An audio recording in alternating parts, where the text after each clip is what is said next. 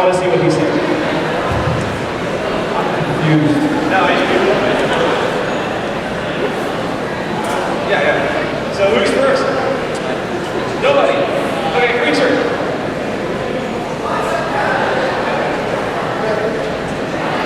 So what?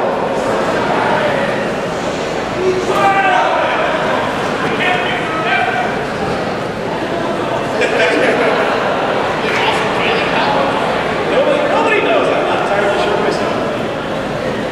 Can I get in a sentence?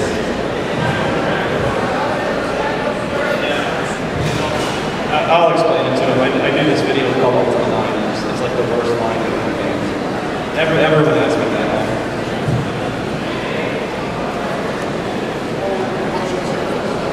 Yeah, I basically think we're just here for Q&A, so it's up to you guys how this goes. So if you have a question, just raise your hand. We'll try to get to you.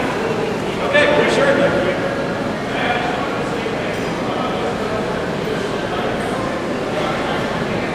Yeah, no, thank you for coming down. It's good to see that, if you don't know, I do this series called Counter Monkey where I really just tell really easy stories about Dungeons and Dragons. And it's really remarkable how well that's caught on. The whole point of the series was that nobody likes to listen to those stories, but apparently I was wrong. So, I love doing it because I'll talk about any of the as much as anyone wants to hear it. So, yeah, thanks. I'm glad I inspired you to help get back into gaming. It's one of those things I think is kind of dying out, and it should. Did you ever play D&D or? Yeah, I did that. Yeah, I never thought it. Yeah,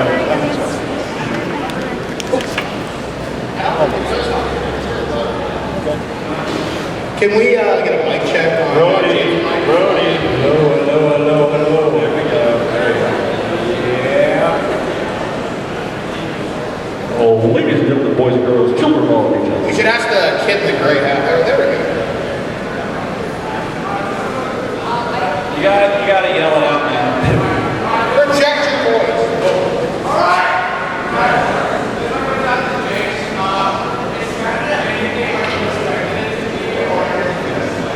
There's less hockey players.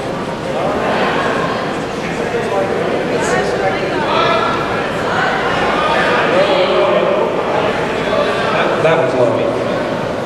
The second one? Hello. You gotta rock the mic. You gotta. All right. Okay. If you can hear me, no. I mean, everybody's nice here, so I don't know what else to expect really. So it wasn't really much. There wasn't anything specific I was expecting. Yeah, well, it's the summer, so whenever you hear Canada, you always think Fargo, which isn't Canada, but you think like huge step. I see colors here that don't exist in Arizona. Like I see green, right? I don't know what the hell that is. I panic. So like, I live. It looks like Ross Isley. If we want to go to the supermarket, we got to plant a thumper. So we got to walk without rhythm, and then. Yeah, Canada's great though. Yeah, you got stiffed. You got completely stiffed when they kept coming. Loud.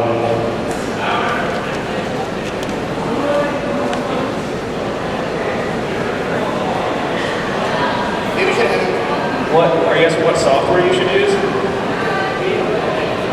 To record. Okay, how does he record gameplay? The easiest way that I found is a DVD recorder. From like coax cable, that's the hard one.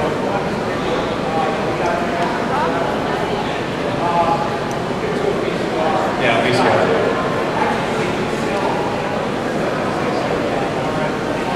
Oh, yeah.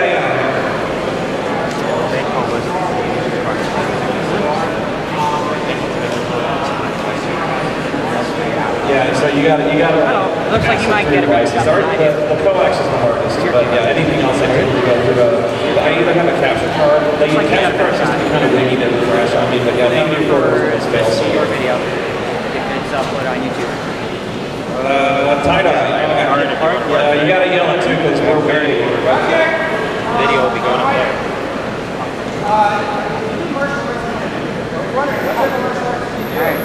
Sorry, can you speak up, please? Looked like you were doing martial arts. I was wondering, what did you practice? I hear the word martial arts. What type of martial arts do you do? It's actually Iranian Kung Fu. It's based on Northern and Southern Shaolin Kung Fu. I took it for 3 years.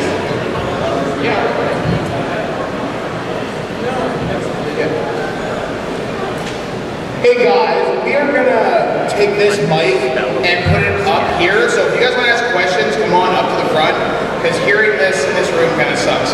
So if you want to ask a question, come on up. So yeah, so it's Chinese kung fu that's been adapted to Iran and turned into something different. It's kind of an unusual style. Yeah, what we'll do is we'll form a line off the side, and so we don't block anyone. We'll listen to the person next time. But,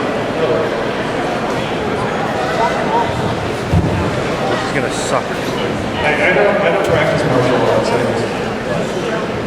That fucking people are gonna get in the way. No, don't take me move here because you'll hurt me. You'll be good. I practice in front of the bar. Touch me with the sun. No, I can take that. Shit. Yes, because I'm so coordinated, I will miss. And I'll hit something right back. Okay, we got it.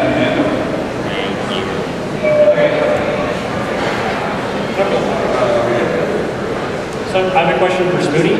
Yeah, what's up? What's your favorite Tekken game and character? Second game, when I went to college, before I got expelled for doing horrible things to them. Now, at the student union, they had Tekken Tag Tournament. I love that game.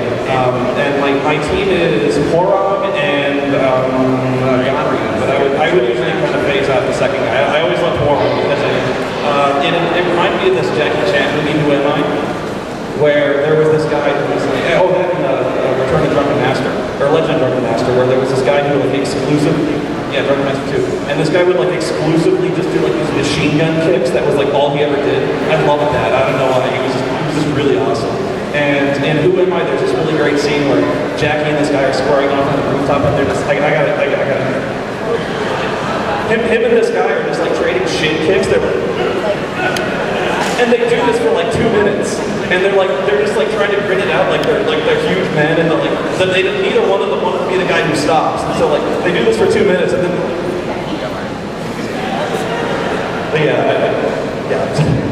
second tag horror movie. I once collided shins 3 times in 15 minutes. It's not fun.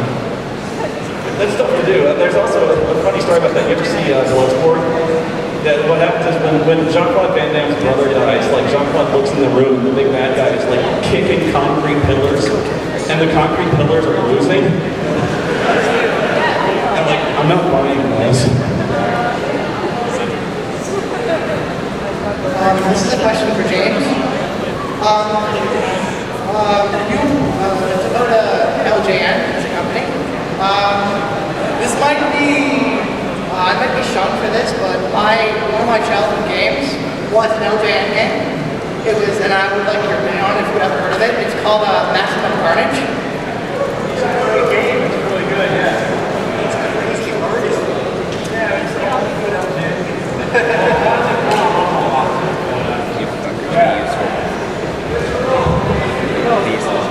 Hello? Is this coming through? Yeah, you gotta have. Whoa! Hello. I'm sorry. I've practiced with bad microphones, so I've had like WWF technique. I'm gonna shut up now. Hey, look, we got Austin Aries over there, the greatest man ever lived. Oh, sorry. Oh, okay, yeah. You look like Austin. Right on. Who's next?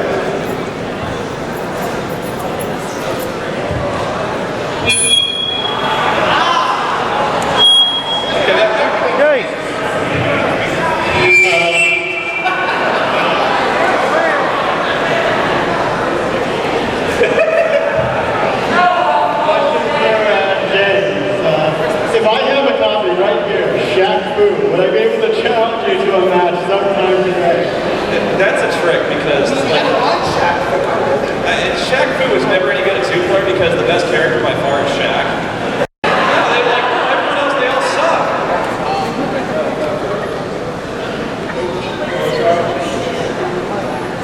Oh, I'm sorry, I can't hear you.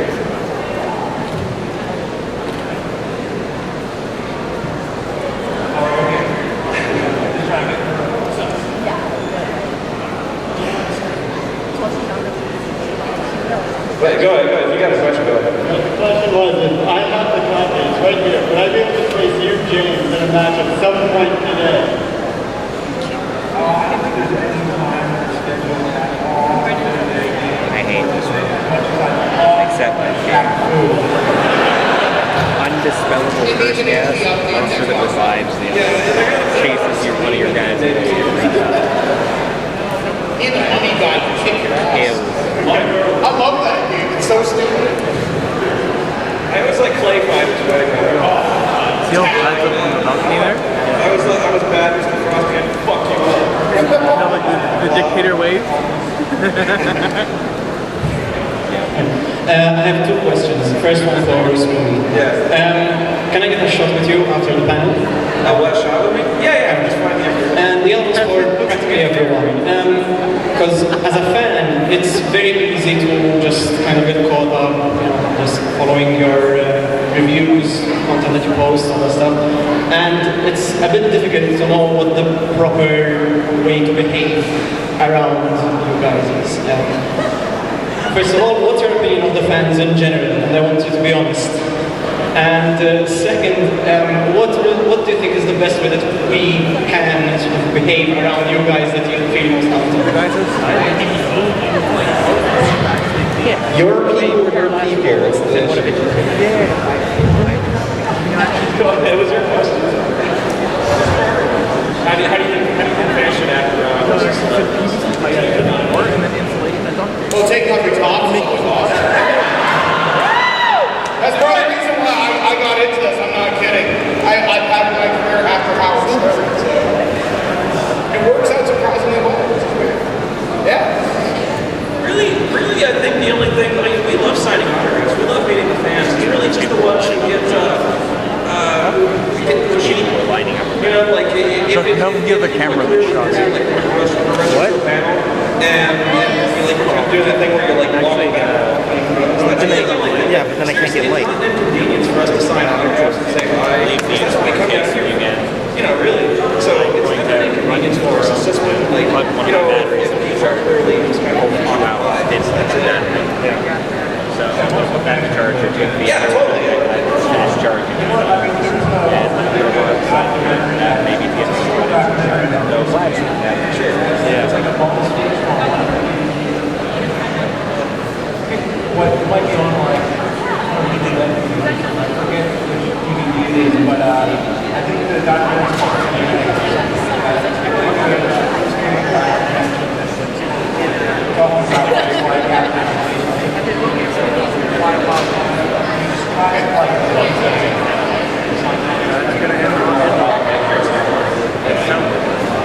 But yeah, for me, anyway, I think the best way a fan can act is, especially if you're hot and a girl, is to hand me a hotel room. Yes, you're going to that? Yes. Ew! I can't encourage that. I'm sorry. No, forget what I said. Okay, what's up? Is there an old vehicle you've redone, like an old game that you've done in the past that you want to redo now with like or technology or skills or talents, and you feel like you can do a better job? So, Okay, let me rephrase that. Last year, my friend. If I could redo one game, there was one for the Sega Genesis back in '94 called Shadow. I mean like a review or something like that that you've done in the past. Like let's say I have ability, like if you redid it now, would he do it a different way? And how would you like I would redo my Rad Retro ones and not shoot it on the fucking iPhone.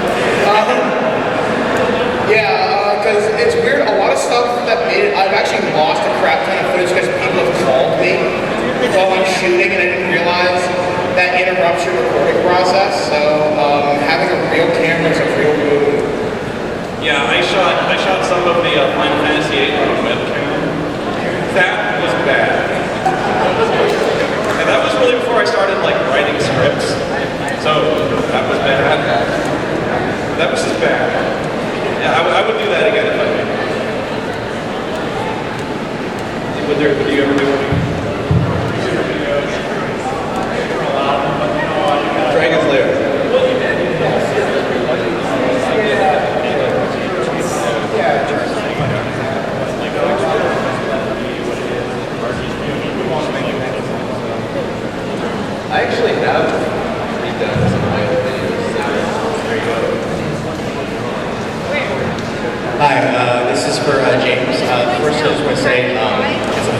seeing you actually more. That's really cool of you. In regards to your movie, when it's finished, can we expect to see a Canadian premiere? It's fine if you're home, but you think that all that food is At the very least, it'll be on DVD. I'd love to go live. I'd love to bring everybody to convention. Whatever I'm able to do. So yeah, I'd love to have it all around. You've been working on theatrical movies. Like I've known guys who made much smaller movies in scale that kind of went out of theater and did that. It's still like crazy. Mostly just sort of about fashion. Can you please? Yeah. Please. We will. I would part of you. Yeah, we'll. Do it. You're not going to. This is for James also. You're probably sick of hearing about this, but can you tell us about your I thought you were relationship with texting. Eric Gamer? Yeah. I bet you did. Well, you better go into that. Yeah, I never had any religion. No. That's it. Did you ever actually get like Yes, ladies.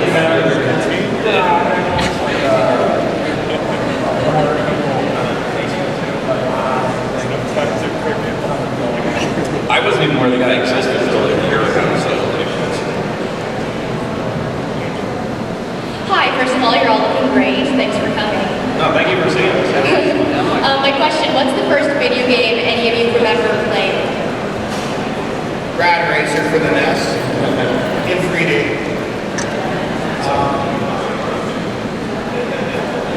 Crypto Logic, whatever the hell the other one was in the same part.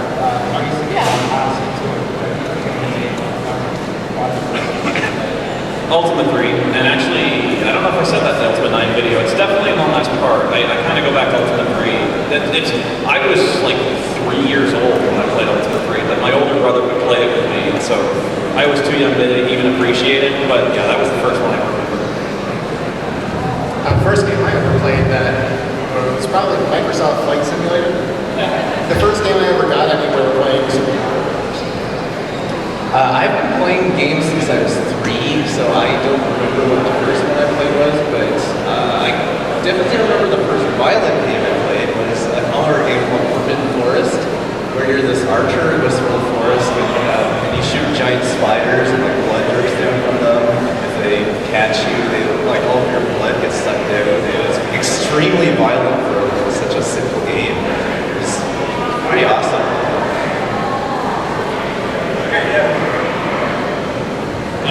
My question is for the American reviewers. What do you think of Timbits? What am I going to do with the Timbits? What do I think of them? They're awesome, man. I don't know what it is about it, because we have donut holes, but they come from Dunkin' Donuts, and Dunkin' Donuts is ass.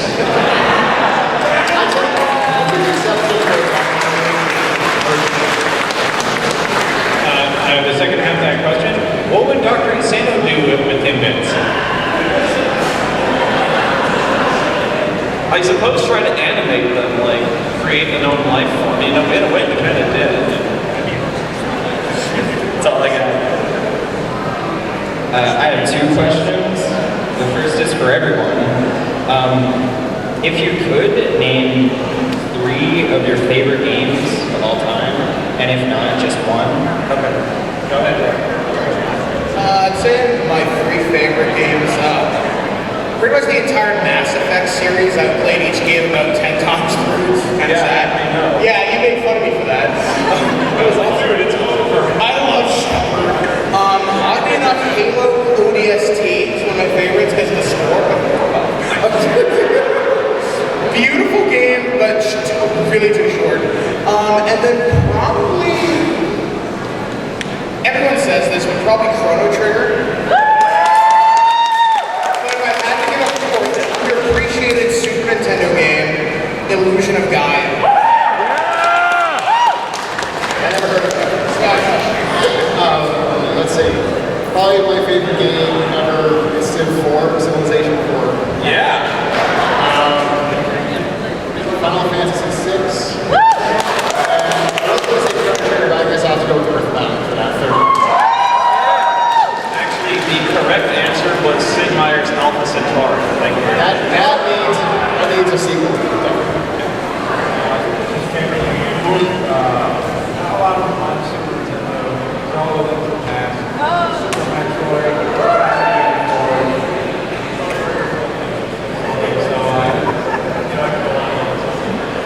I'm just gonna say Super Metroid.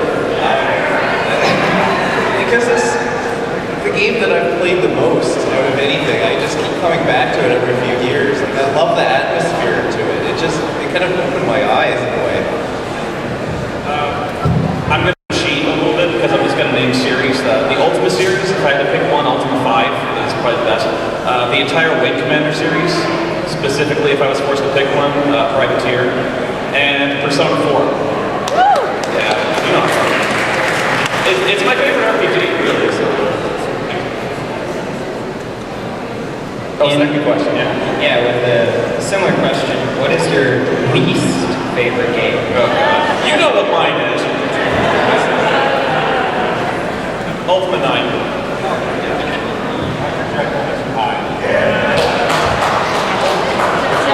Okay, there's this Atari 2600 game called Sneak and Peek. It is a hide and seek video game. Every single thing about it is horrible. I mean, it's not torturous to play, but everything you could possibly get wrong with the game, they got wrong with it. It is amazing. There's only one good thing I can say about it, and it's they had a nice animation effect of the little chimney smoke. They have hiding spaces like walk off to the screen at the top right, the 9th pixel from the top.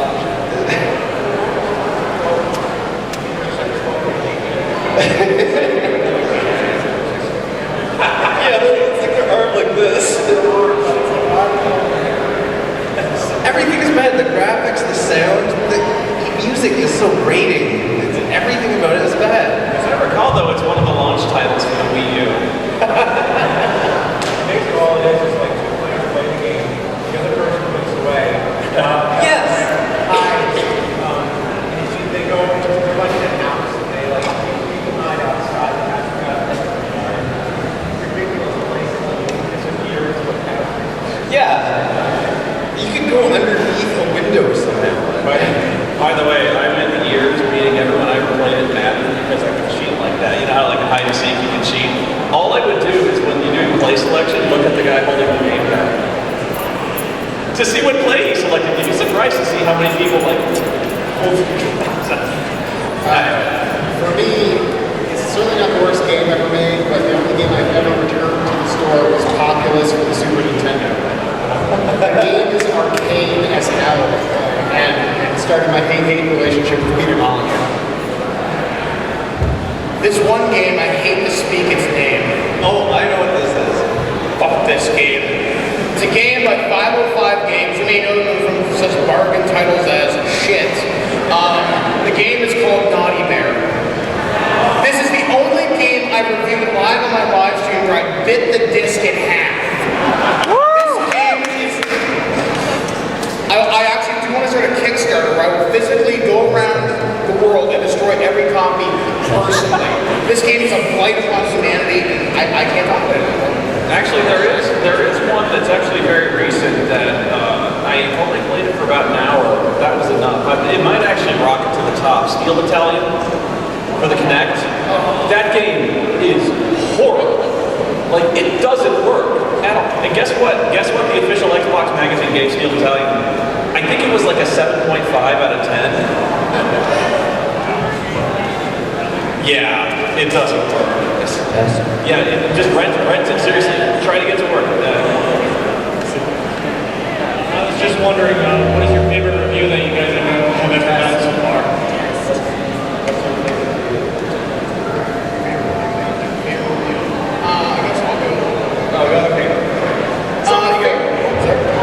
Who's going, me or Tom? Alright, my Penguin Adventure review is my favorite. Because I got Vincent EL to do this rap song, and it is just amazing. It is a very weird game. It's about a penguin who has to run around this, I don't know, some kind of land to find a golden apple to bring back to his girlfriend, who's a princess. But he gets, along the way, he gets a gun from Santa Claus, and he carries like a ridiculous amount of gear. Like, you can have up to 20 items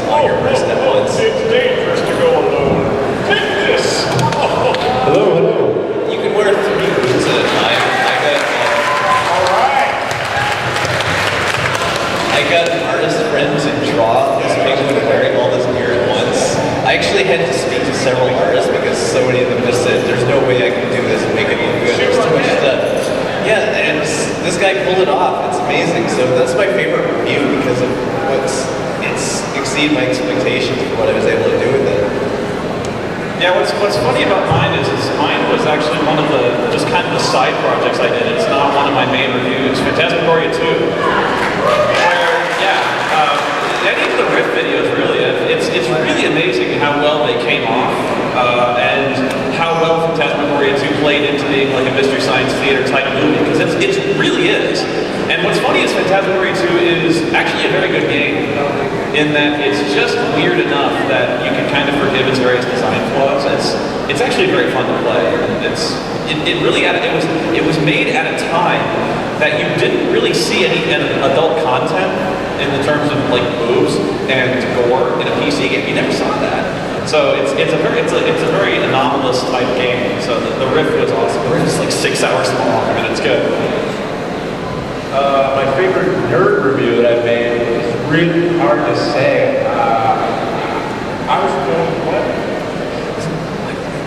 Rival games. Well, I was going, but I go with the second Dr. Jekyll, Mr. Hyde video I did, because I did it early on. It's one of my first videos. It was like the second nerd video, and it was crap. It wasn't like I was really trying with that one, but then I went back, many years later, and then I redid it, and something about that game is just special for me, because with every other game, it's like, okay, I'm gonna talk about like why the game's crappy and like make it funny, but with this game, it was personal.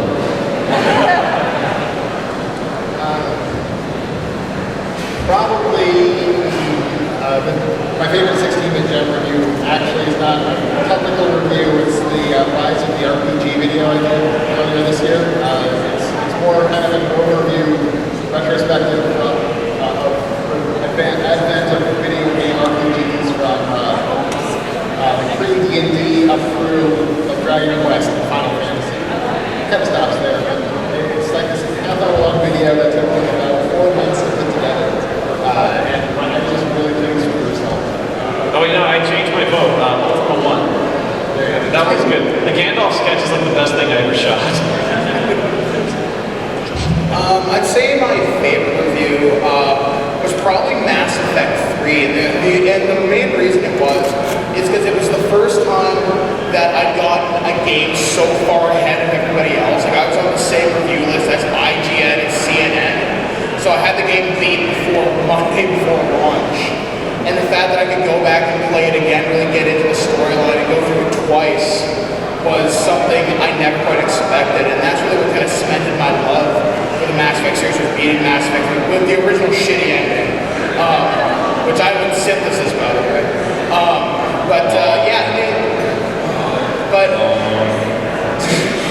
Destroy. Although I do like the fact that Shep lives. By the way, spoilers, you've had 6 months to play anyway. That's really my favorite, is because I was in the same league as a lot of the really big kind of heavy hitters. And the fact that I had it up on that guy with the glasses just as Embargo broke. Because Embargo in the gaming media, sometimes I say you can't say anything until this date, otherwise lawyers will come and beat the absolute piss out of you with a hose. Like right now, I'm sitting on a bunch of games I can't talk about. It was really cool to do Mass Effect 3 and be able to really give it all. Although that's one review I wish I could go back and do with the new extended cut DLC and give my opinions on that. Tyler's does this unit made me cry. I'm not gonna lie. Alright, well, goes to all of you. And favorite video game company and or favorite video game franchise of that company? Like, for example, like Ubisoft, Assassin's Creed, BioWare, Mass Effect. Konami. Yeah. Contra.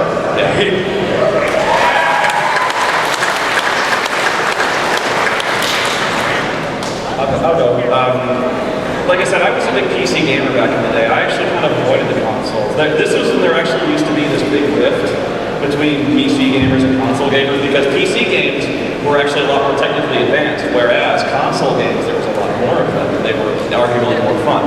But my favorite company was Origin Systems because they made Ultima, which is my favorite series, and the Wing Commander games, and they made, Origin just made a lot of them. So that was, they kept consistently churning out really great games. The worst part though was you loved Origin games, but you cursed when they came out because it always meant you had to upgrade your computer.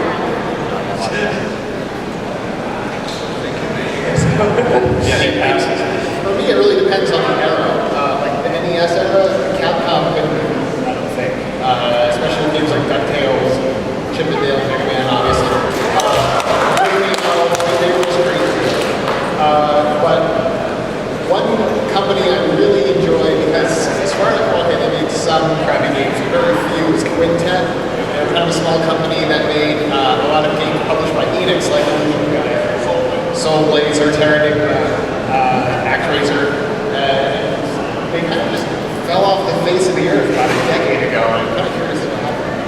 But more currently, Level 5, which has made games like Dark Cloud, Dragon Quest 8, Dragon Quest 9, and the Professor Layton series. That's another company that just has a really high hit ratio of great games.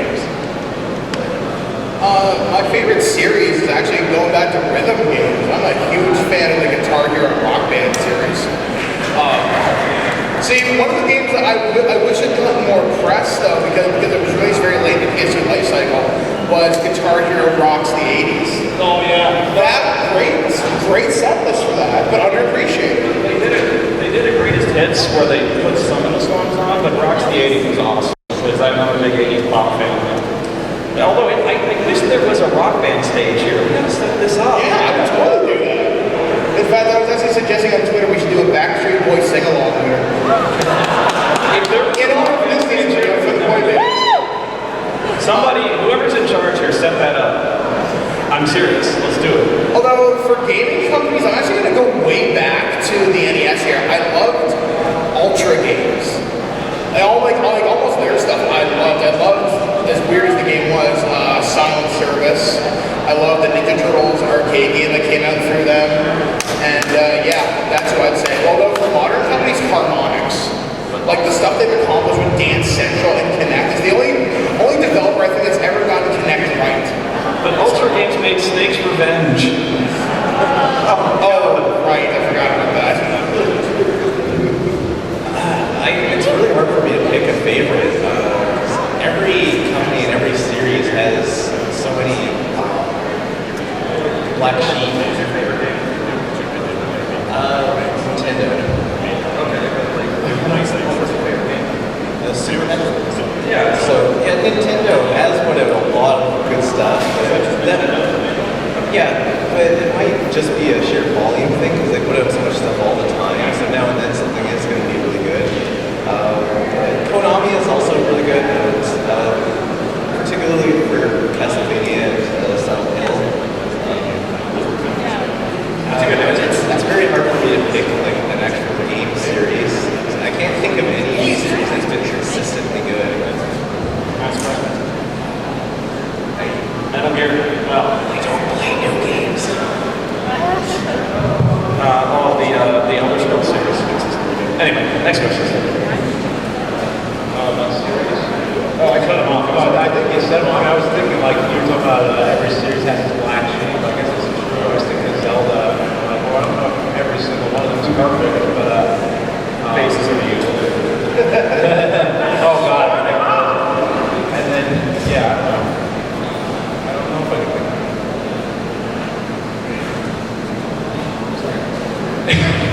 Hey guys, I got two really short questions. I know being a reviewer, sometimes you get a lot of fans that come online and ask you to do certain review games. Are there any games recommended by the fans that you absolutely refuse to touch on? You wouldn't even touch it with a 10-foot pole. And my last question is, Spoonie, how do you feel about Persona 4 Arena coming out?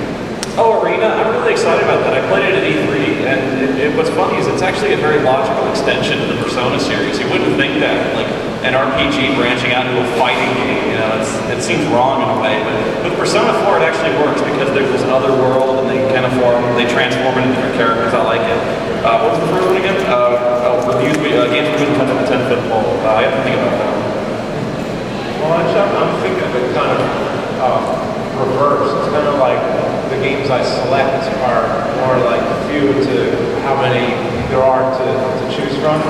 So really, I think it's really about narrowing it down. But there's none that I really can think of that that are just no for a certain reason. It's more like no, like there's a lot of them I said no to that are just because they didn't really work out. They wouldn't make a great video. Honestly, and this is gonna sound really weird, Final Fantasy games, and I know I just did one, and it's not because I hate them, I want to give them the proper amount of respect, and sometimes I get like, for example, I just finished Final Fantasy VI Advance, and that's a 50-hour grind, and I started to resent the game after that, because I'm used to playing stuff like Mass Effect, right, where it's not a matter of if you'll beat it, it's a matter of when you'll beat it. And I don't want to do the Final Fantasy because I really want them to be done by better people, like say Wu, for example, and stuff like Earthbound. Because well, you respect it more than me in some ways. Because I don't get the older style of RPGs anymore. And I think that sucks. Yeah, well, it's not personal. It's I want someone better than me to do it better and really give the fans something they deserve. Well.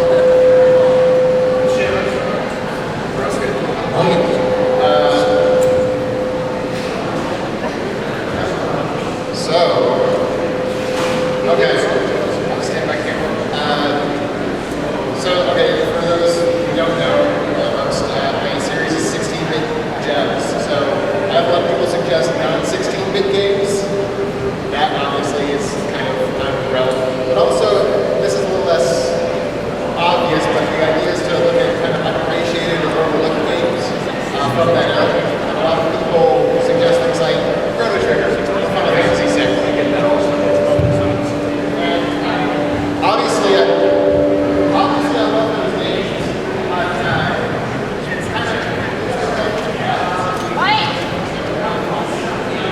what it does those games. So unless I feel like it really adds something to it, it's probably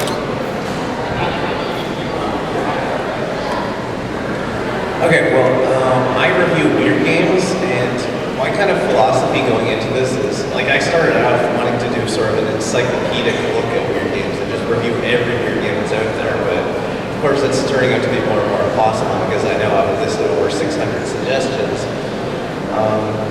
But basically, if it's weird, I am willing to review it, and sometimes that's come back to haunt me. I don't know how many of you have seen my Hentai Boost 2007 DX game. Weird game, but I did it. Go ahead. No, I'm done. Okay. I get requests for weird stuff all the time, and I'm not sure if they're joking. I'll get requests like, you should review Galaga. I'm like, no. Or movies that are like, well, what's a good movie they say? Like, you should review Blade 2. Like, why? Like, where did you get that? Did you not like it? Nah, I don't respond. I don't know. I get weird requests like that. Any game I refuse to do, Final Fantasy IX. That occupies a weird space in my head where I acknowledge it's a good game, but I can't stand it. It's weird because I just cannot stand the art style of that game. It's like I hate looking at it. I just hate it. And then no, I know, but it's weird. You know, you guys might have something like that where there's a movie that you kind of acknowledge is good, but you just don't like the art style, like maybe like Corpse Bride or something like that. Yeah. Wind Waker.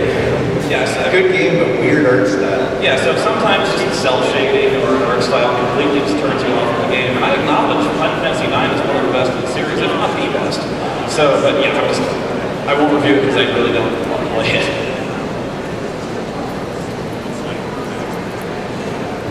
Hello, Burlington. James here. This is your first time to Canada. What do you think about Canada so far? That's one of my questions I have. What do I think about what? Canada. Yeah, like Burlington.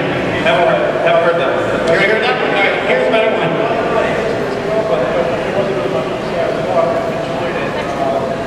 Weather is way nicer than we have right now. Was there anything you were hoping to see while you were here, like sightseeing? CN Tower. You gotta go to the CN Tower in like Toronto. And do shops and all this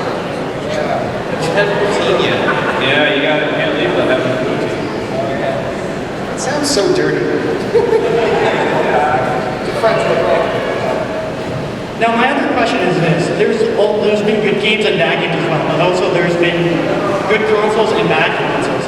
For you guys, what is the worst console you ever touched on your like entire lifetime? Worst console well, CDI, 5200 just because it's so hard to get that thing to work. Yeah, 32X also very hard to get. The Jaguar CD, which you did a whole review on the Jaguar CD about how it doesn't work. I was actually amazingly fortunate I got one that works. And the instant I finished getting footage for that game, it broke. Yeah, I did a review of the Jaguar game, the Highlander. Yeah, it's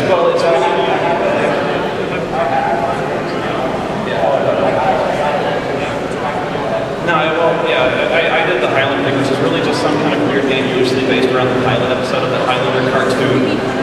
And yeah, the instant I got it finished, I was like one scene I wanted to go back and get, and then it just stopped working. I got the red screen and nothing I could do.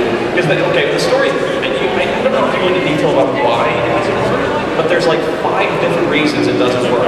One being, when the lid closes, it closes too tight, and it doesn't allow the disc to spin. Another reason is there's a little lever that when you close it, it tells the game that the lid is down, because it won't spin without the lid being down. Sometimes that breaks. The connections are bad. The video out doesn't work. So there's like 5 different ways to say it's like one of the most poorly, it's the most poorly engineered console I've ever seen.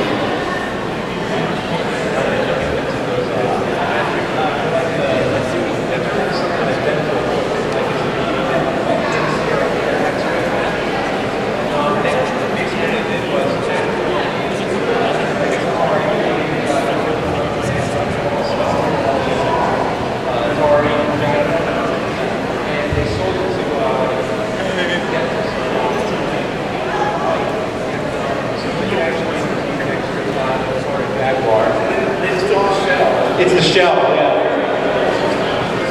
Yeah, it's finally useful, yeah. I think Mike and I agree almost instantly on this. The virtual boy was good. That fucking controller. I really wanted to know virtual boy when I got it. I mean, it's cliche. It's doesn't produce headaches, and you just can't look at that. And it's actually fun version system. Like I remember getting the Nintendo Power magazine with a preview, and it was awesome. The Wario game is online. There's nothing. It's not very virtual either.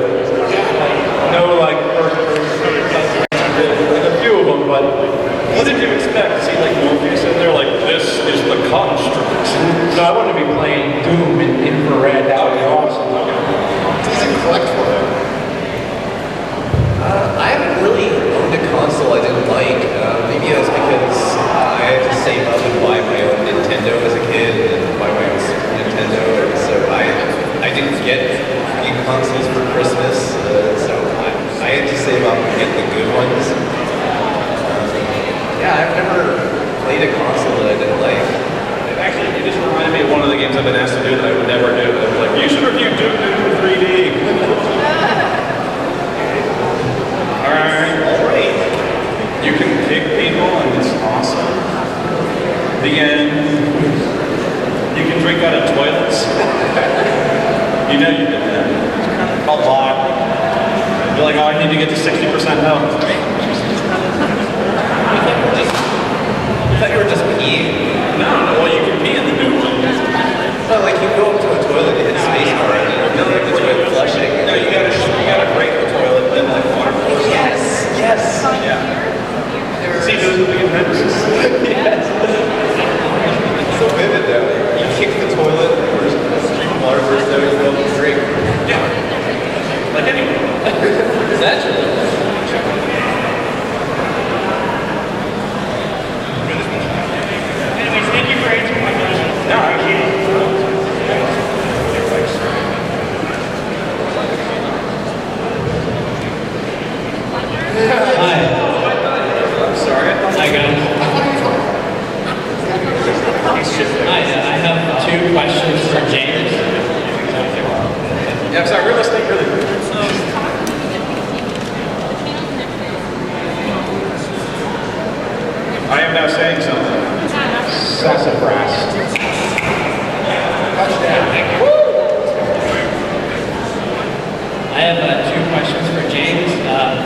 first one, did you ever manage to fix the graphic glitches on your Rocky CD?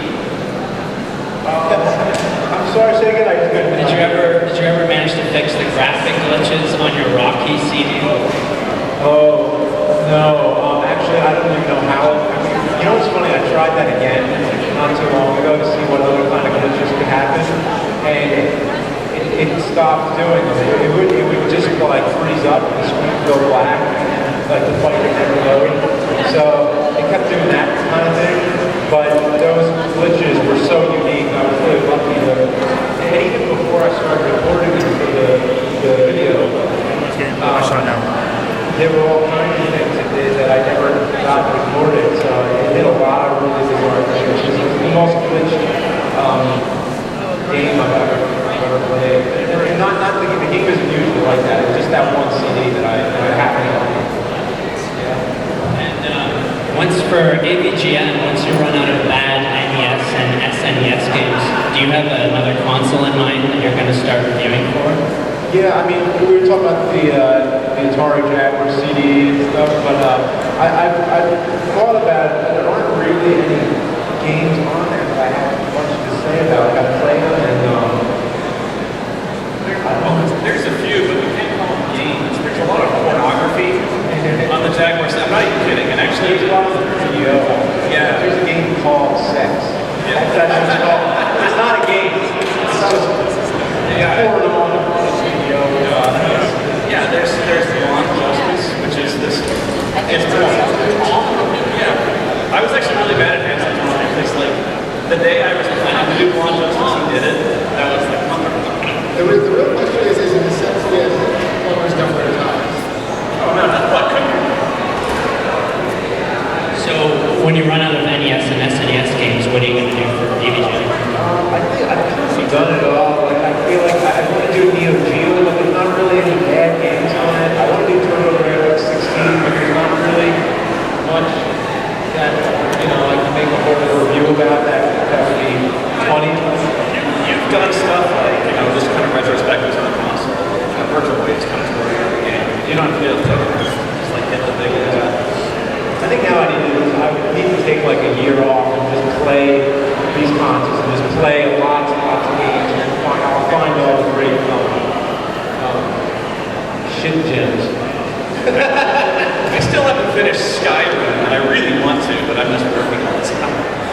Thank you. Yeah, thanks for coming in. All right. I recently got a Vectrex not too long ago. I noticed that one of your extra videos, James, you got a Vectrex Summer High.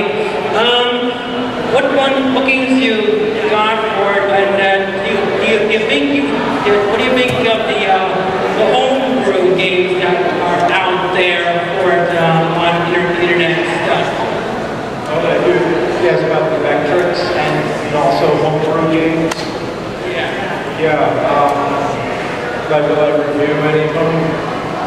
I would wonder if you will review any of them and any other underappreciated systems that came out in the 80s and such, because I really feel that the Vectrex should have gotten more appeal, because I think most people that reviewed it said that it mostly got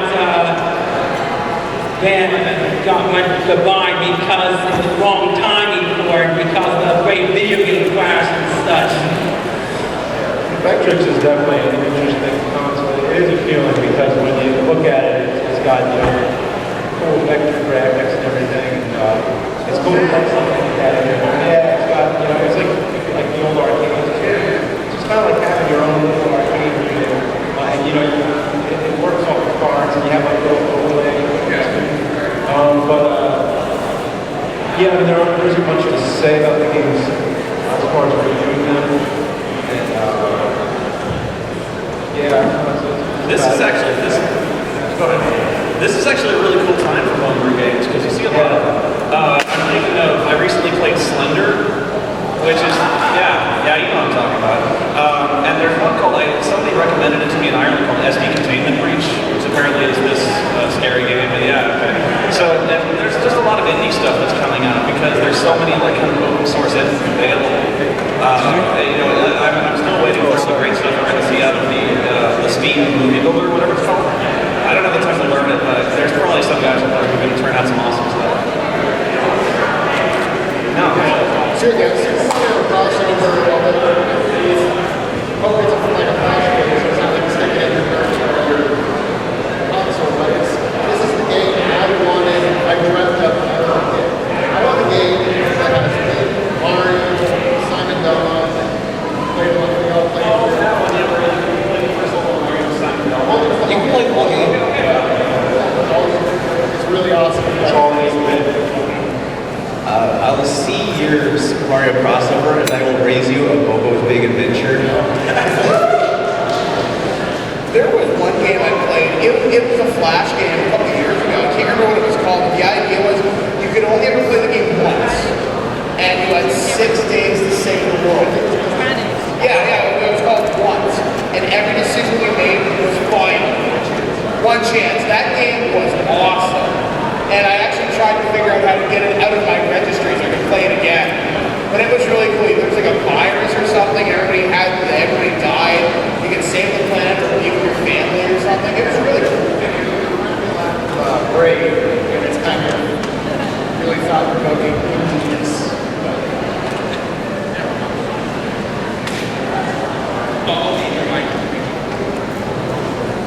Okay, this was for James here.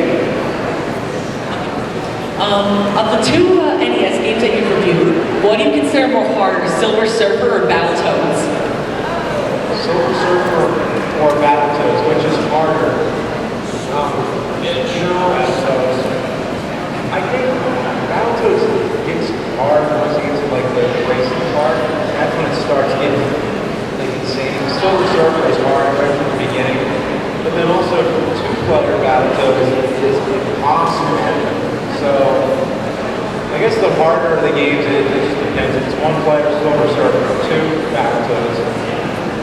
Battletoads is at least more forgiving. I would argue that Dragon's Lair is harder than both of them. You can memorize Dragon's Lair. That game lasts like 10 minutes. Yeah, Dragon's Lair is kind of trial and error. 10 minutes? Oh, NES Dragon's Lair. Oh, yes, NES. Well, still, even like the first level with the dragon coming out of that boat, like at first you don't know what the hell you're going to do. Yeah. And then once you figure it out, it's like, okay, it's one of those games that the only way to learn how to play is to just die over and over again until you figure it out. I actually played through the whole game with save states, and it gets worse and worse. You get on an elevator, and it doesn't tell you where to get off. If you go up, It's like 5 down. yeah, if you get off at the wrong spot, it'll take you right back to the beginning of the game. And okay, when you throw the daggers, it uses energy. That's one of the reasons you have the energy bar in the game. And if you run out, so you can be fighting a boss and have no chance of winning because every time you're throwing daggers, your energy is going down. You could die because you've had to start the whole thing over again with the same energy that you had. And there's one room that I actually believe is literally is possible. It's a bonus room. It only has one item that's worth 1 point. And this boss comes out and can kill you in 1 hit, and there is no way to avoid him. I managed to do it with like slowdown save states, but it took me like 10 tries just using that. I tried like over 100 times without using slowdown. It is impossible. It's also one of those. It's also one of those games that kind of suffers from translation from Japan to the US because I understand the frame rate and the Japanese version is much faster. Actually, if I can fit it, I actually found out that it was made in US first and then ported to Japan, and the Japanese version is faster. Yeah. There's also a European version which is supposedly better than both of them. I don't know. It's also like Bayou Billy, which in Japan is way easier in that you can actually win. The American is virtually unbeatable. I hated Bayou Billy. That was one of the first games I owned, so like you had no choice back then. You just kind of had to beat it because you were so bored. You took those games personally. Yeah. Hey, what do you guys think about like the current state of gaming today, where not so much like the shooter part, but with Western RPGs being a lot more dominant, where big giants like Square Enix have pretty much died out. I've got a lot to say, so I'll wait. What do you think?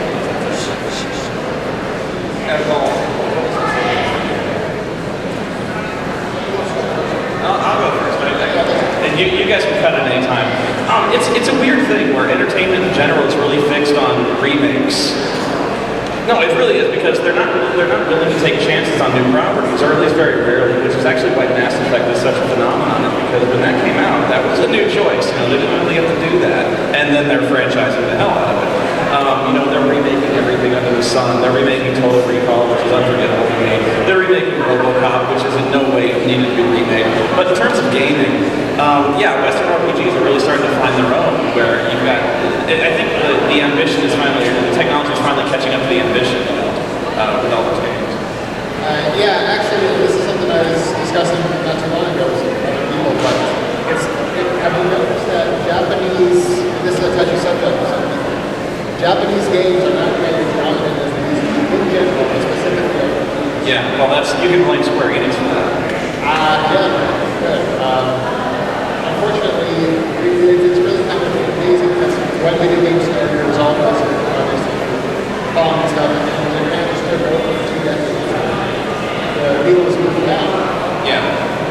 What Japanese games still do well in Japan, but worldwide, it's Western world. Yeah, I went on this tirade when it came to Square Enix. I really don't know what they're thinking, and I know I'm the guy who bashes on them all the time, but it's really weird what's in their minds, because 13 comes out, and everyone pretty much hates it. It's almost universally rejected. So what do? Sequel! And then they're doing 13 Versus, which actually looks pretty good. And then there's no. I know, well, maybe. I'm kind of but the rumor is it's also going to do 13-3. Final Fantasy 14 was not even rejected, but it was revived, and they're still working on it. And here's the funny thing. You know how every time there's a new console comes out, the first question anyone asks is, will Final Fantasy 7 be on it? And the answer is no. Why? Why not? The game is made. Get the art department on it, give them a month, put it out. People will buy it. Even guys who don't like it will buy it because it's the HD version of Final Fantasy VII, for Christ's sakes. And you could charge a ridiculous amount of money for this because everyone will buy it. You can charge $100 more, and you'll be like, motherfuckers, but you'll do it. And I'm like, I've never understood that, because it is virtually printing money for no effort. Really, why do they not do it? Is it pride? Is it spite? I don't know. Well, that's one of those things that Square Enix is really strange about, because it's not that they have anything against remakes or in general, but they remake really strange picks. They remake What's funny is I can imagine that smile. Yeah, you're the terror mask. They have Final Fantasy 6, they have Final Fantasy 7. That's the most famous games. HD remakes, put them on the PlayStation Network. You'd buy them, wouldn't you? I don't usually say things this controversial, but I almost universally hate RPGs. See, I really want to like RPGs, but I find most of them extremely rigid. They don't give you a lot of freedom. Yeah, I've been hearing that. I think there is a lot of change happening now, especially because independent games are becoming so much more mainstream. I think a lot of people are willing to try new things, and so I think RPGs can be going in a really good direction now. It's the path that they RPGs. Yeah. I hate how a lot of them kind of lead you by the nose. Okay, well, I think one thing about Western RPGs versus JRPGs, and I don't know whether I'm wrong in saying this, Western focuses on choice and consequence. JRPGs, here's line A, line B, etc., etc. Yeah, it's about telling their story their way, whereas games like Mass Effect and Skyrim, it's your universe and your choices matter. Well, they used to. Well, you know what I'm saying. It's weird. I hated RPGs for a really long time because I got mad after playing Final Fantasy VIII. And that's not a thing, 'cause I've never seen your 8 review, actually. I'm sorry. I felt like what I did didn't matter. And I gave up on RPGs for like years, and it wasn't until, and someone told me about that right now. Oh, fuck you, get that naughty bear out of here. I will beat the shit out of you. I'm fat, but I can move. He'll do the yoga's doing a splash. Yes. Yeah, I mean, I'm really glad RPGs are starting to open up a little bit now. Like Skyrim, my wife was a widow for 3 months when I played that game. It consumed my life with my dinosaur guy, and I love that game. But yeah, I mean, I don't know. I mean, I wish companies like Square Enix would put their heads up their ass. I mean, like, you're totally right, Speedy. Like, seriously, if they could make a $200 collector's edition of that game, it would sell out on their online store in 5 minutes. It's just a really baffling decision because it wouldn't take that much work. It just wouldn't. Yeah, I mean, like, show them the technical demo. It's what wasn't that done or whatever. Wasn't that such a cock tease? Yeah. That was like they put their hand down your pants, like, oh, you like that? You like that? Here's an HD trailer, and you're like, oh god, yeah, I like that. And they're like, too bad. Yeah. Bye. It's just like prom.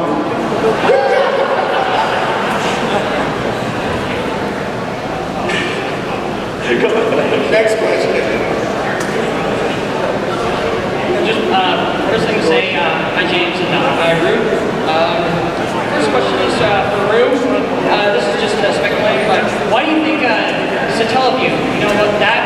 Why do you think that was never released in America? That's interesting because that's not the first telephony kind of downloadable game service that wasn't really released in America. I noticed on the bottom of the NES, there's like this panel you can take off and there's nothing there. That was designed to have a modem. And there were like plans to do something so you can download your games. I mean television and Atari had game link and things like that you could download. But maybe the infrastructure is not so much there. I mean, you can see this now with things like broadband and internet. You go to a really compact country like Japan, they can get gigabit Ethernet super easy, whereas here, I'm saying America and Canada. North America, even worse in Canada because you get a lot more space. It's really hard to get that out there. I'm guessing that there wasn't really there's kind of a satellite system for TV in the 90s here, but it was much bigger in Japan. There was the Sega Channel, but that was also released in limited markets. Yes, that's true. I mean, but I don't know. Or maybe Nintendo in Japan didn't care as much about what was going on over here. Or understand what they were doing. Like, throw a trailer in and be happy with it. Oh, let's talk about the Sentimental. Oh, yeah, I'm really sorry. I think maybe rephrase it one more time. That would help, yes. Yeah, Sorry, I should have done that. Okay. For everyone else, Sentimental was this Japan-only add-on for the Super Nintendo. Oh, okay. You could download games and play them. They're like time. You can play them live. They had things like DS Zelda, which is like the original Zelda, I think 16 bits, and better music. It was like orchestrated live music, broadcast, kind of narrator.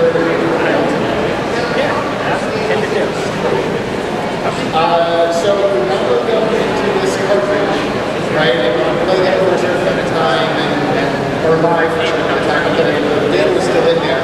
So you can still see people would save them. It couldn't be erased, but they would save that data. And enough people saved it that in the late 90s, someone got their hands on it, put it into a ROM, and hacking went on for about 10 years after that to make it playable without the live, support. So you can go and download 4 DS Zelda games right now and play them on an emulator. But it literally took a decade to get them playable again. It's amazing perseverance that these people had to restore these games. Okay. No, I'm just getting to school. I'm listening. Yeah, that's history lesson.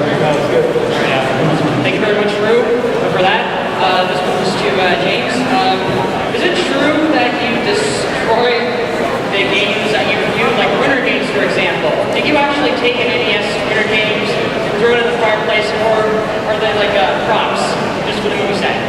Sometimes they're props, sometimes they're the real thing. I only destroy a game if it's like something that is common and it's not something that's never going to be able to be replaced. You know, like Nintendo World Championships, that was obviously a dummy card. I know you had that too.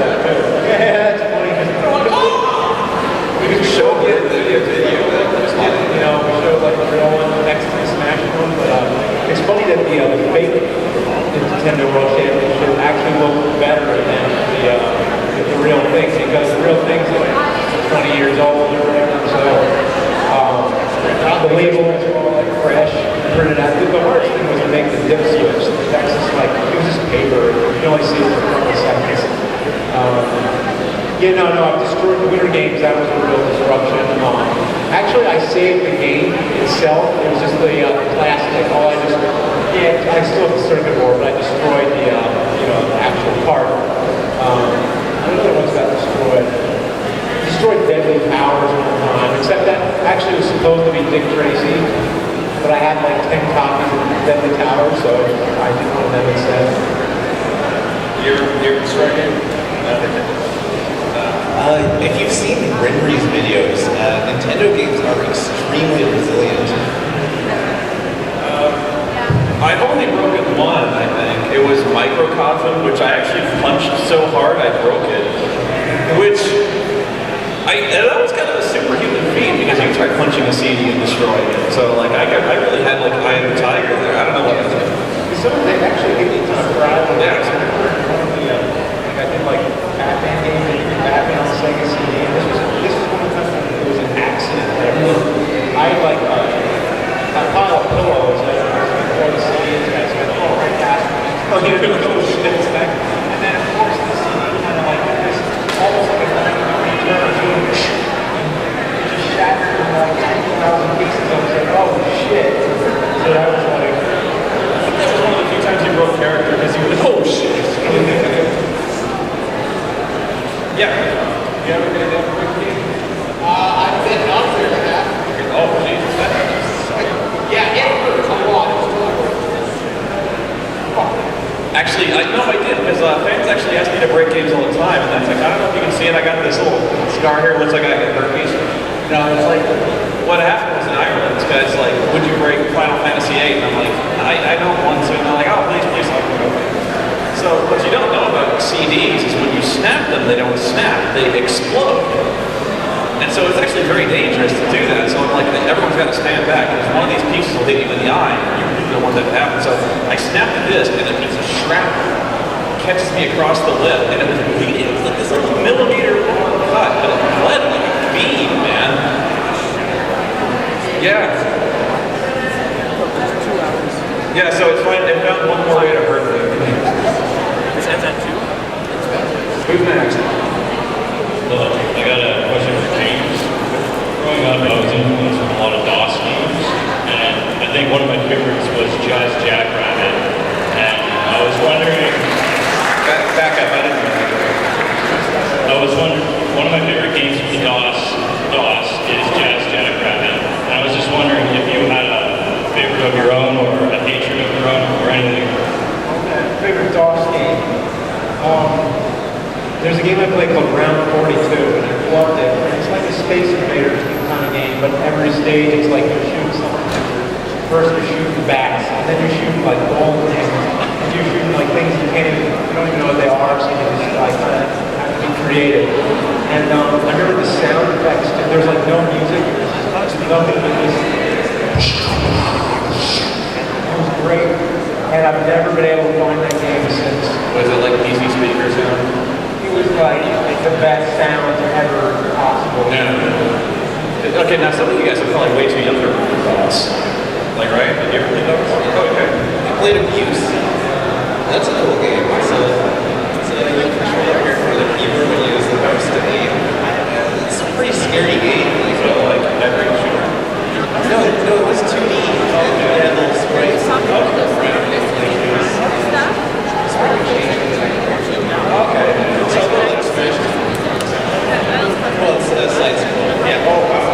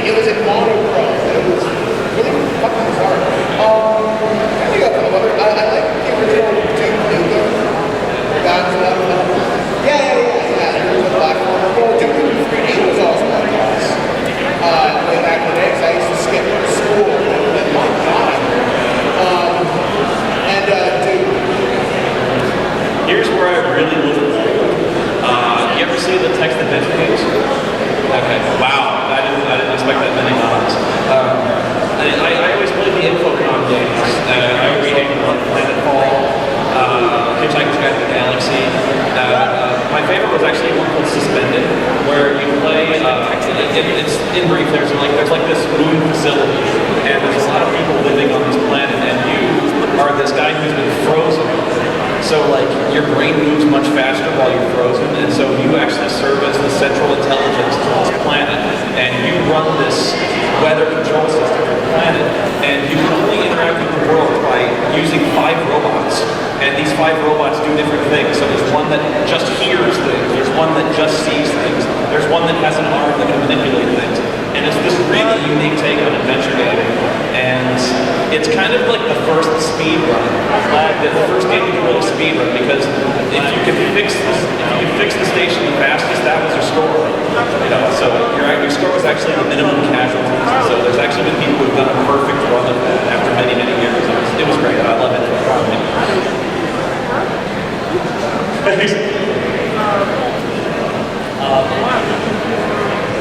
My brother and I actually became a fan of your Spoony after we started doing the Ultima reviews, because the Ultima games were actually introduced to us by our grandfather. Are there any games, this question is for everyone, are there any games that hold not just nostalgic value, but sentimental value, and why? I'm sorry. Those games that have sentimental value to you?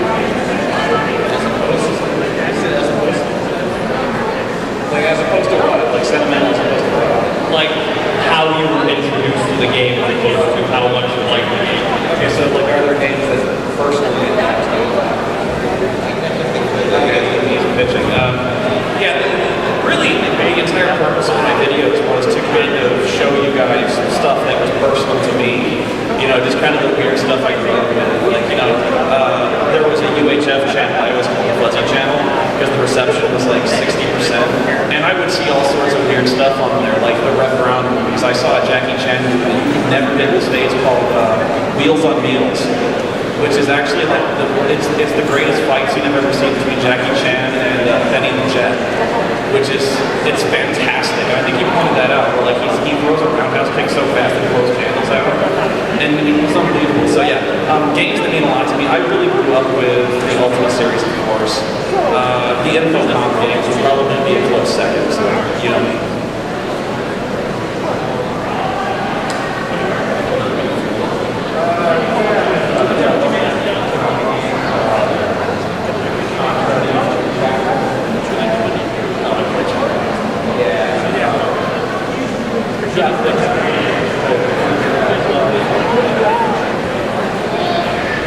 Yeah, the line between sentiment and nostalgia is blurred.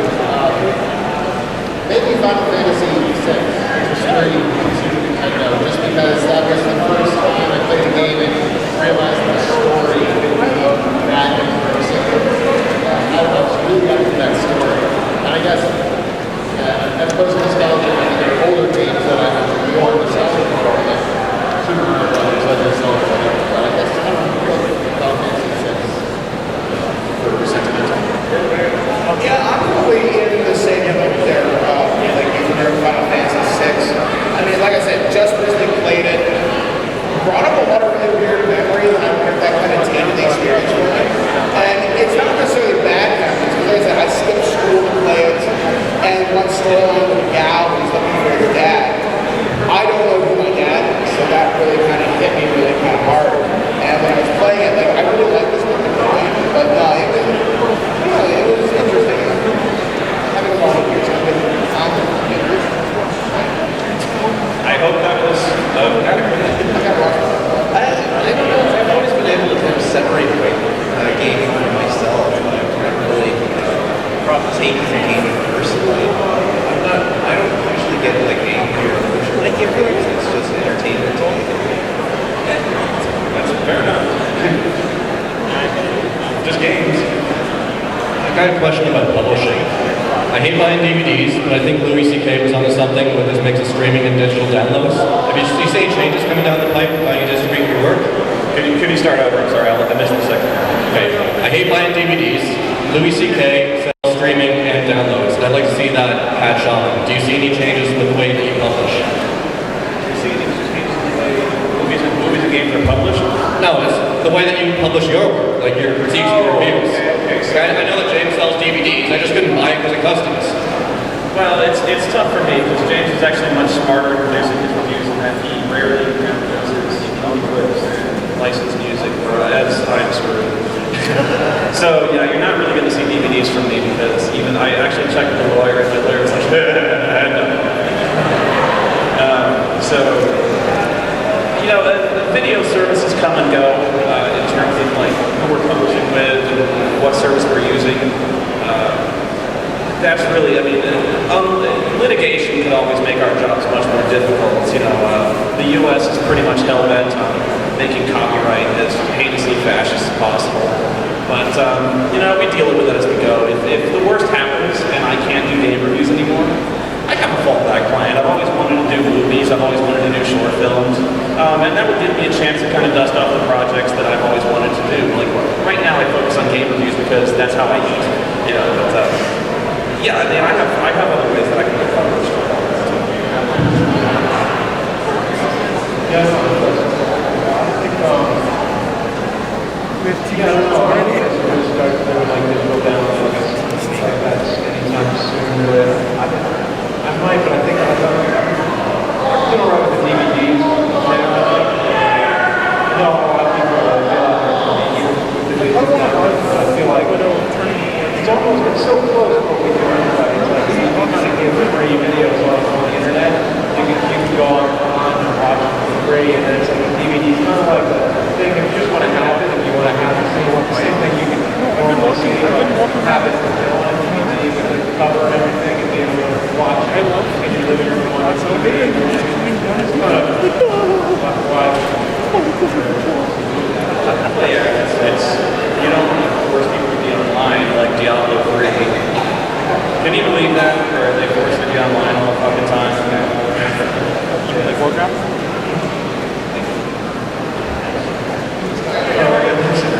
This first question is for James. Where did the idea of ship pickle come into play? The idea of ship pickle, it came, it was funny, I don't remember where it happened. It happened at Wendy's, and it was 11th Spruce, no, wait, actually, I think it was 11th and Walnut, Philadelphia. I know that place. Yeah. Okay. I think me and Mike McTagg, we were eating there, and I think we were talking about making a sequel to the Wizard of Oz film, Wizard of Oz 3, Dorothy Goes to Hell. This is because we were watching, the classic version movie that most people know, with Judy Garland, and then there's this movie Return to Oz from the 80s, and it's so bizarre, and for some reason, I guess because it's, none of the movies follow the books exactly, but like Return to Oz, I was a kid, I was assuming it was a sequel to the Judy Garland movie, and then we thought, well, what if there's like a third movie that got even farther away from the classic one, got even more bizarre, even darker, so we were coming up with Wizard of Oz 3, and then one of the ideas was we were trying to replace all the different characters in it, like Dorothy got and then Toto, and we were like, okay, what would Versace be? And then we looked down at the pickle, and we were just like, oh, how about shit pickle? And that was exactly how it came about. So it's a very long story of how we came up with different types of shit, but that's they're actually doing a version of Oz movie. Have you seen the trailer for that? It's called the Great Powerful Oz. It doesn't have actually, if you really look at it, there's actually like 10 Oz movies, really, but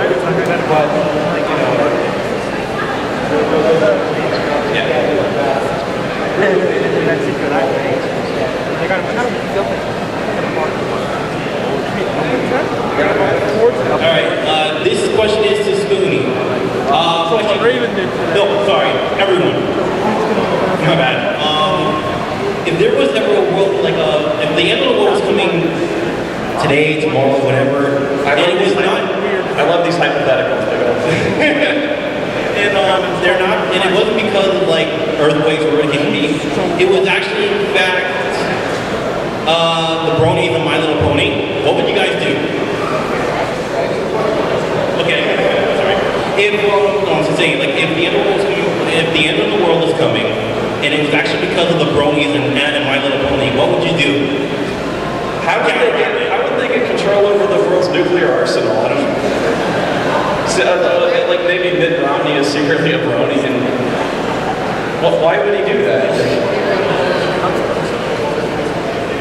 No, like if the end of the world was coming because of the bronies, wouldn't they want to like spread friendship around the world? Like, It's magic.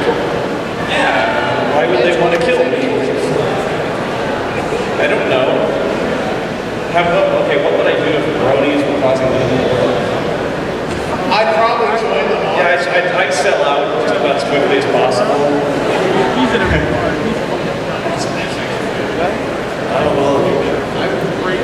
What is your favorite indie game? Favorite what game?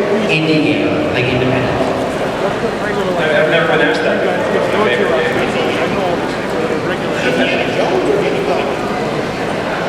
Zelda Link's in the Past. Privateer. That's a different answer than you gave last time. No, I said Privateer. So, Indie, oh, was it indie game? oh, indie game. Oh, I heard indie game. Oh, okay. Sorry. I love Braid. I don't know if that's my favorite. I just really enjoyed the music and the twist at the end. What a twist. That's good. Super Mario crossover. I don't know if that's technically an indie game. It's completely based off of That's kind of one of my favorites too. Like that. Homebrew, yeah. Okay, I apologize. I haven't been asked that question before. The first thing that springs to mind is actually another text adventure game called Photopia. And I know some of you, usually the only one who knows that. Look it up. It's called Photopia. It's a really good text adventure game. And it's actually one of the most beautiful stories I've ever seen. That's all I got. I mean, I could probably come up with some like fan patch to Skyrim or something like that. But yeah, that's really like the best self-contained game.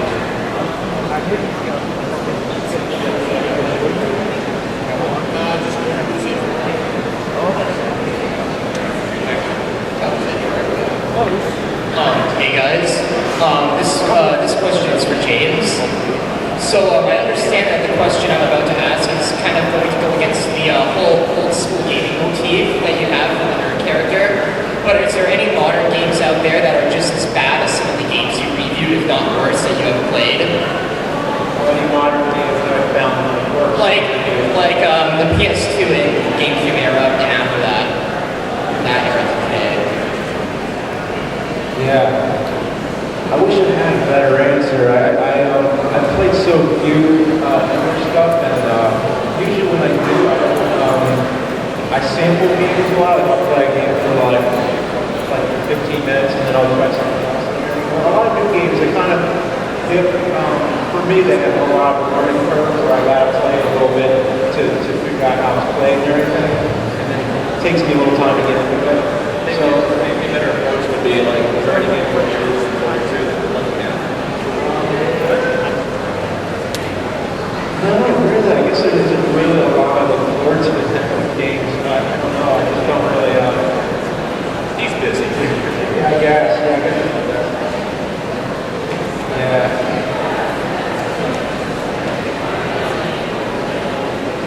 Hello? This request is for James.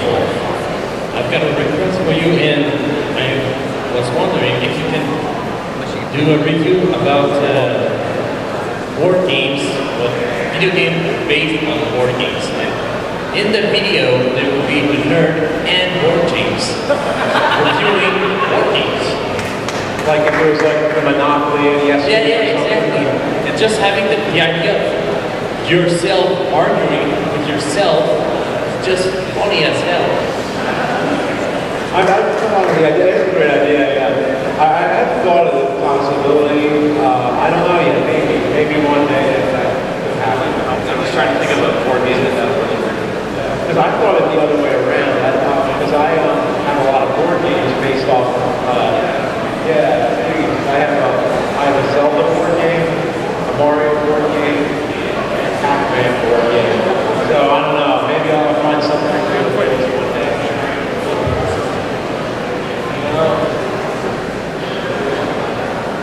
Which game? You should try the Gears of War game. Yeah.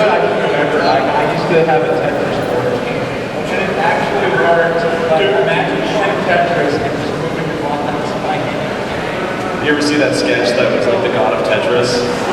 Nine piece. Squiggly. Actually, now that I think about it, I would play board games every Friday, and there's a fair amount that were based, like StarCraft. Doom is a funny one because if you play it the way the instructions say, it is unwinnable. It's really like impossibly hard because even like the guns you pick up come unloaded. So you actually have to house full of crap out of it to play Doom, and that's actually probably one of the most frustrating games to play. That would actually maybe be really good, but you never review the game. Yeah. Hi. Hi. This is all of you. The video review is popping up just all over the place nowadays. But most of you guys have started it. So what inspired you to start doing video reviews and then posting them on the internet? What inspired me?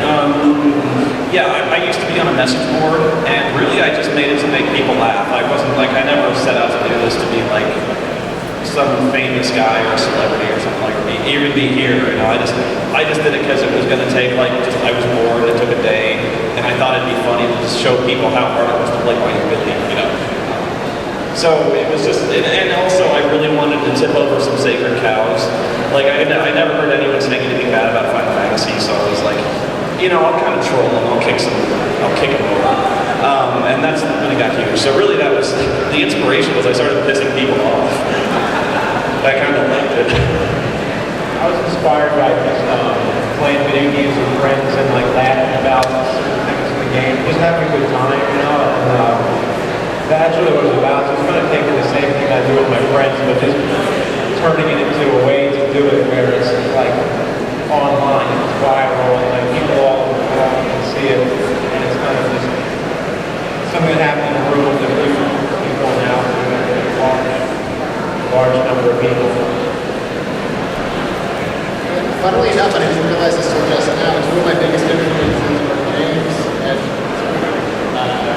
because I started a little bit later in 2009, but I realized that there were talking about these rap games from the 16-bit era and stuff. I really like when James would have information like Ghostbusters videos and stuff about games and stuff I didn't know before. And that was real personal, kind of talking to the camera, like you guys just in this group talking, I like that style as well. So I kind of do that, talk about 16-bit stuff that I love that no one else is talking about. There you go.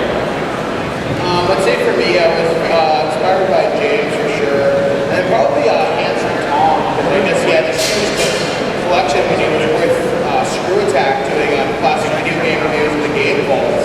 That's how it kind of started Brad. Like, hey, this seems like a cool idea. Plus, I'm bored as shit. And I got nothing else to do because that's my other full jobs. Otherwise, podcast-wise, I was inspired by Art Bell, and he was the Coast to Coast AM conspiracy radio. Good times. I think it's really weird. And then Howard Stern, because he says what he wants and doesn't give a shit to the consequences. One more influence is probably Howard Brown from Goodies. Just because if you've ever seen that on Food Network, I love him because I like Well, basically, I've just been obsessively creative my entire life. From as long as I can remember, I've been writing stuff. I still actually have drawings from when I was a little kid when I was trying to make my own little video games. So, it's just something that I've always been doing my whole life. When I got into the workforce and I'm working so that I can have the money to pursue these things. And, it's like, how can I do this for a career so I don't have to work elsewhere to do this? And reviewing weird video games just combines everything that I love because I not only get to write stuff and act in them, I get to, I sometimes compose music to put in my reviews. I can put my martial arts in my videos. One of my big talents always was kind of thinking. How's that? Okay. I've always been really big on thinking outside the box. So every time everyone else is doing something, what can I do that's different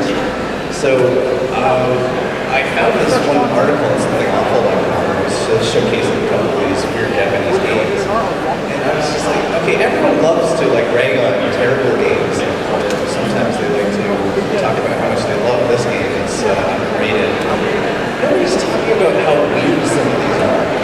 So like, okay, I'm gonna do that. I'm gonna speak objectively about the game, like the gameplay or anything. I'm gonna speak entirely on this, like, if you interpret it as a story. So, it just kind of went from there. Okay, we're gonna get this out of the way. Let's go in. Bioshock. It's awesome. What? Bioshock? Yeah, it is. Yeah, I just wanted to get that out of the way. Now, here's my actual question. It's gonna be a trick. There's 2 questions. Answer how you will. Has there ever been a game that you just played that either has made you cry at one point, or you're just sitting there in front of the TV with the controller and you're like, you're just like so flabbergasted. Like for example, for me, like Uncharted 3, the Remote Valley. I don't know if any of you played that, but that level just like blew my mind. Like, has there ever been like a situation where you guys have been like that? I don't know if I can say it without giving the spoilers. Does anyone care for Mass Effect 3? Yeah. You care? Okay, I will do it. Okay, Mass Effect 3, you know the scene, right? Okay. I didn't cry, but that was like as about as moved as I ever get from it. I'm not saying relax. Like that's kind of it's that scene.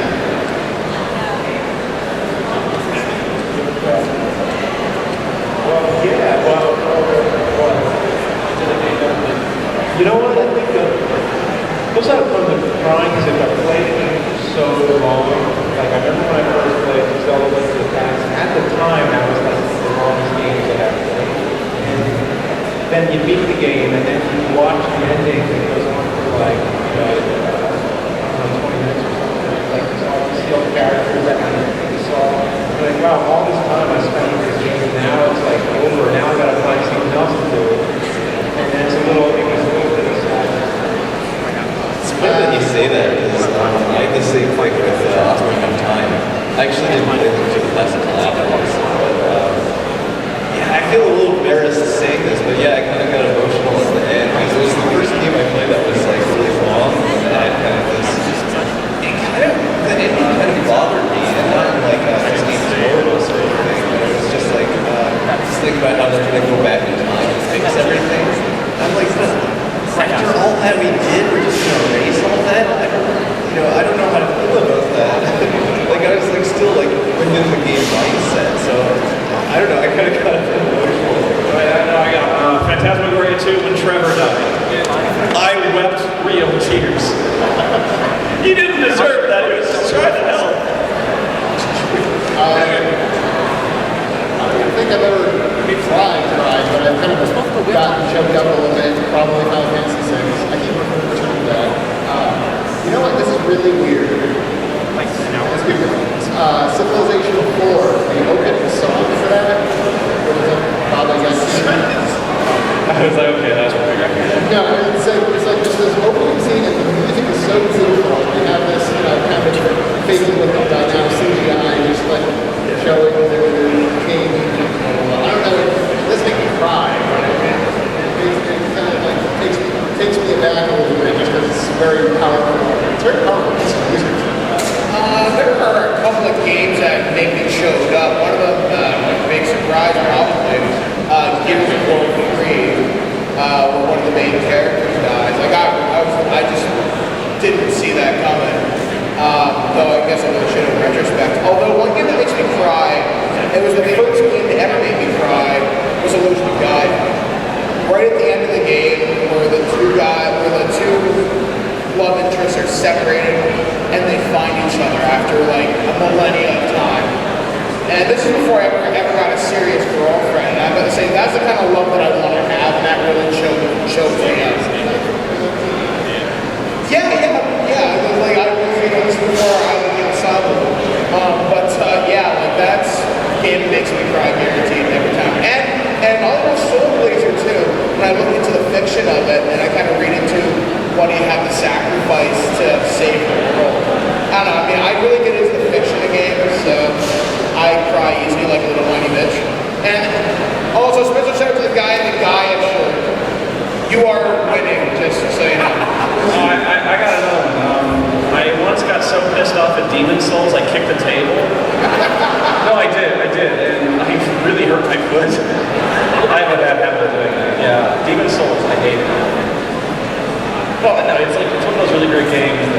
Nintendo Park.